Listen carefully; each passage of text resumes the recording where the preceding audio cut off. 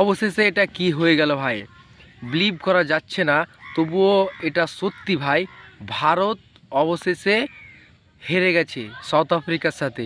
ভারত বনাম সাউথ আফ্রিকার যে টেস্ট ম্যাচটা হচ্ছিল, প্রথম ইনিংসে সাউথ আফ্রিকা 159 রানে অল আউট হয়ে যায়।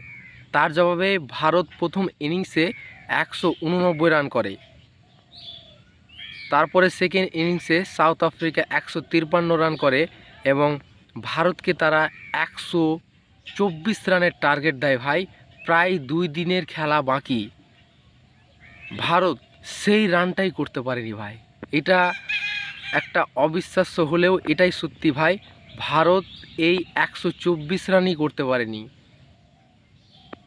এই 24 রান করতে করতে তাদের সমস্ত উইকেটই চলে গেছে।